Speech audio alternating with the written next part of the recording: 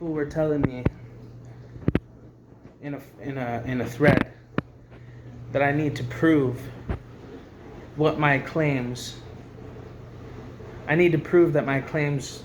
I need to prove to them that what I'm claiming is true about everything that I've been posting on Victoria BC Profits, my videos talking about my personal experience going through homelessness for 7 years in BC. Most of that was in Victoria. So I was just homeless a year and a half ago. I was in a tent sleeping in Beacon Hill Park. And these people want me to prove myself to them. People that have never been homeless in their lives. People that clearly don't understand the holes in the system. And here's the thing with the system. The system and all these organizations have the law to protect them. Now, people can break the law and get away with it. Okay? There's loopholes, especially for the law itself. The law breaks the law more than an individual does because the law can get away with it. Okay? And organizations that pull in $36 million a year can also afford lawyers to defend them legally, and also try to go after anybody legally that challenges them or challenges the establishment with their own personal experience.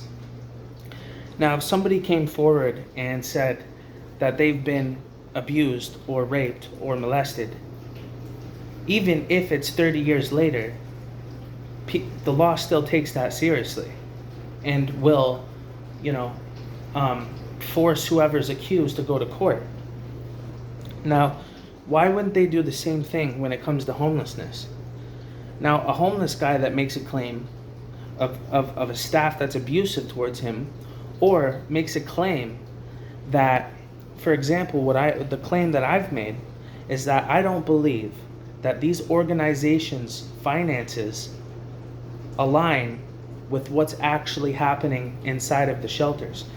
Their financial statements and the services that they claim to offer and all the resources that they claim are there, and that's why they get all this funding and grant money from the federal government and fundraising, does not reflect in the actual places where the marginalized communities rely on these services, the homeless population. So only the homeless guy has the actual real evidence and proof that their finances and the way that they're claiming to be there to help does not align and does not reflect in their actual work, in the actual environment, inside of the homeless shelter. Okay? Inside of these places that only the homeless guy goes. So guess what? If the homeless guy is abused by any one of the staff inside of that establishment, or finds or sees or witnesses any amount of corruption in any way, shape, or form, if any one of those staff or management broke the law in front of them, or they witnessed something that wasn't reflecting in their work and who they claim to be and what the organization claims to represent, nobody believes you. In fact, if you challenge them or say, hey, you did this, or hey, I think you're doing this because this doesn't align and reflect in your work, and this number does not reflect inside of this establishment in any way, shape, or form, and I'm actually genuinely trying to figure out what's going on. I'm investigating. When you say that, all of a sudden they can try to call the police or have you charged for defamation or slander if you can't prove your claims. So if a rape victim came forward and said, this individual raped me 30 years ago, and the law says, we don't believe you, prove it. How do you prove something like that? Does that really determine if that individual was abused or raped or not? The fact that they can or can't prove it? Or does there need to be more investigations that need to be launched in the accused? Right, exactly. So you'll do that, right? For a scenario like that, in a scenario that somebody cannot prove what has happened to them, does that mean that it hasn't happened? Does that mean that it's not happening? It is happening, and it has happened to us, the homelessness population, okay? And we've experienced and witnessed corruption with inside of these organizations from the same staff and the same management that claim to be there to be advocating on our behalf. But the funny thing is, they're also raising funds. They're also requesting grants from the federal government and the government on our behalf. They're also going on the news and speaking for us on our behalf, advocating for us in the name of homelessness, mental health, and addiction. But they're the only ones that have a job. They're the only ones that hold and harvest and control the finances and the money generated and the money fundraised and obtained around homelessness.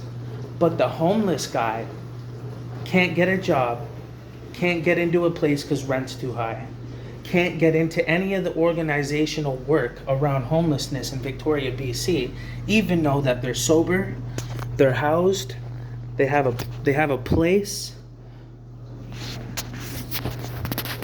And these organizations take people with lived experience and then use them for their ideas, and then launch programs and nonprofits and charities around these people's ideas, the homeless guy's idea.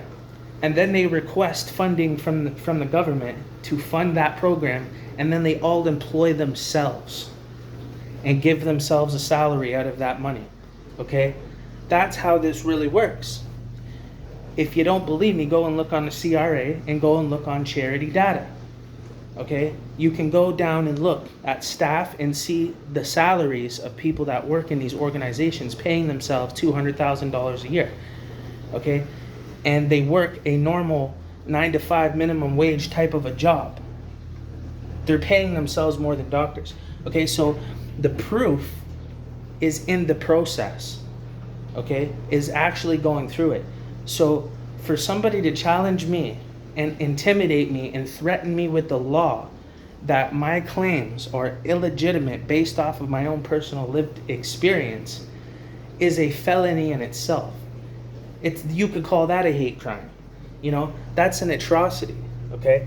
You're telling me that what I know happened to me and what I experienced and what I witnessed going through 7 years of homelessness, now all of a sudden everybody's against me when I stand up to the establishment, and now I'm the liar and I have no credibility. Well, guess what? The system uses that to their advantage, okay? And so do these organizations, and so do the staff within them.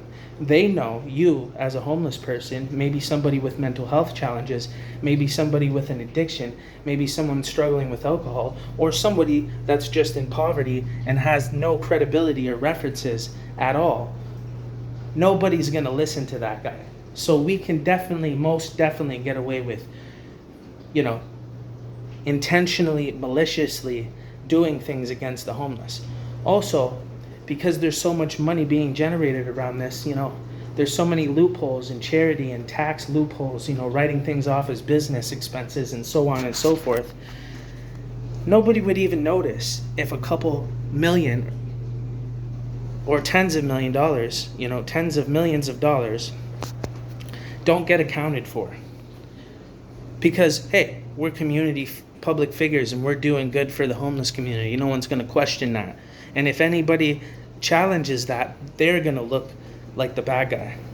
So this is an example of systematic corruption and stigma.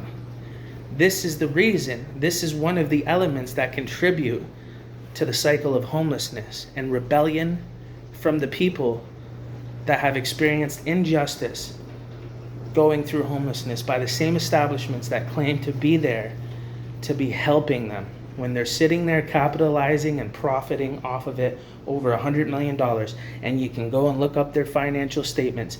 And when you see those financial statements and you've been homeless for 7 years in Victoria, BC, it's very, very quite apparent that those finances and their expenditures do not align or reflect of what is actually going inside, and the amount of resources that is inside of these shelters and establishments.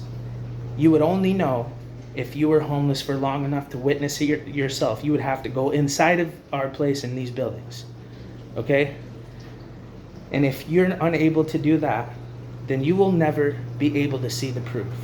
So for everybody that's challenging the homelessness population and saying that they're lying about the abuse and about the corruption that they've witnessed inside of these establishments from the same people that claim to be there to help us, okay,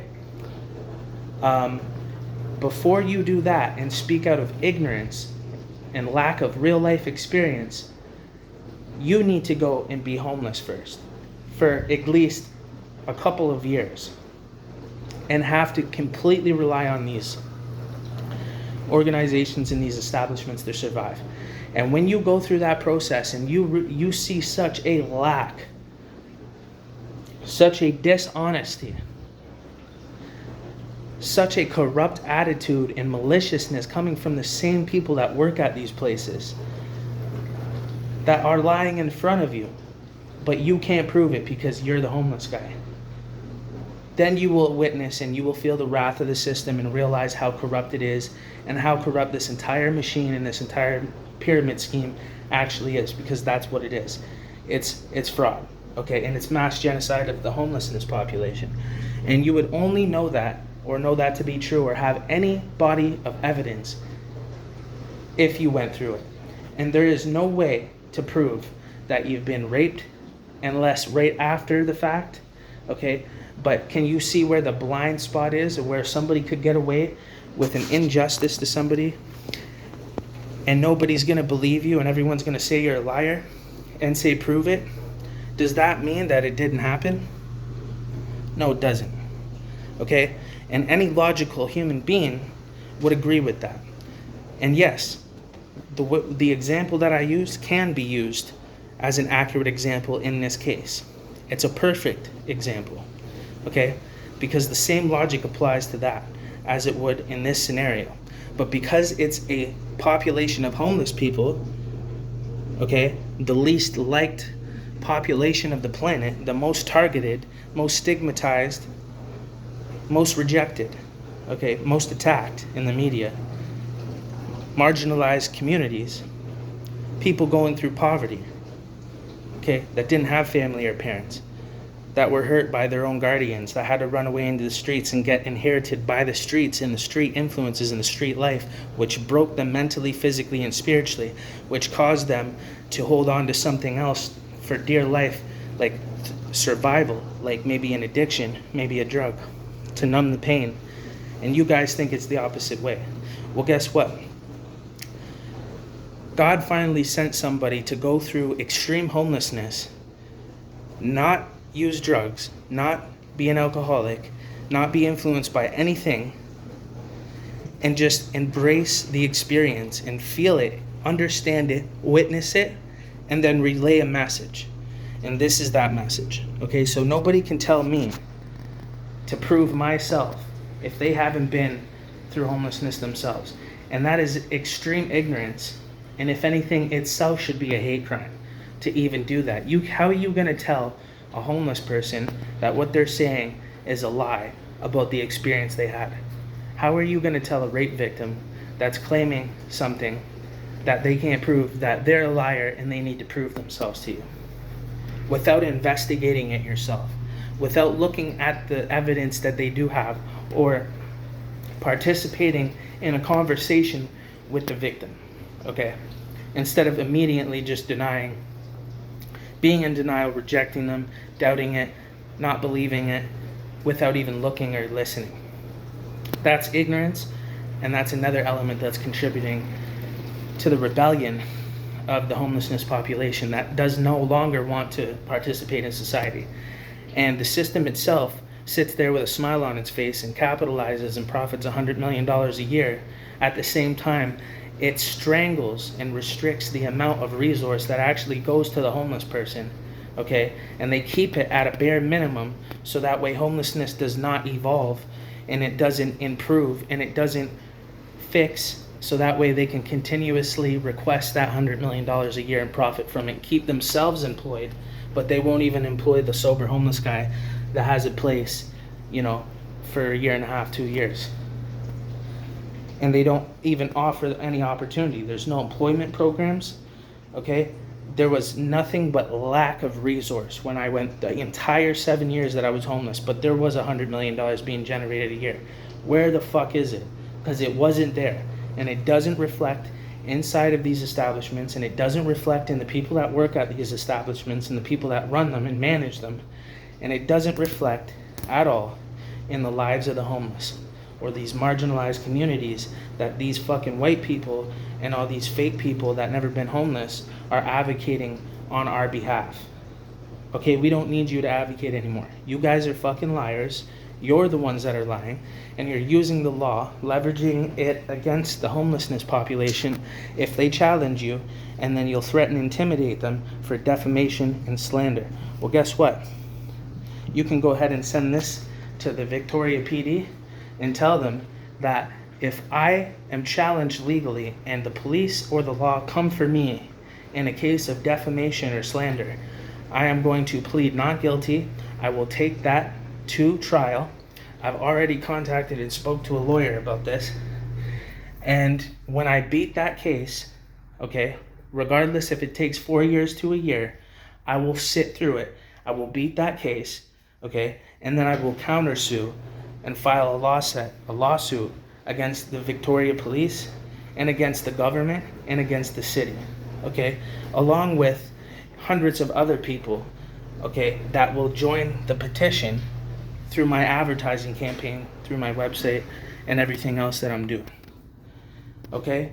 And I'm willing to fight all the way until the end. I don't care if I lose my place, my income, my freedom, everything that I have, and everything, I can lose everything and go back to zero. And I'm willing to do that, to challenge the system and challenge the establishment, okay, and take on anything that comes my way legally, and fight it all the way through. So if you're not willing to go to court for the next 2-3 years over this,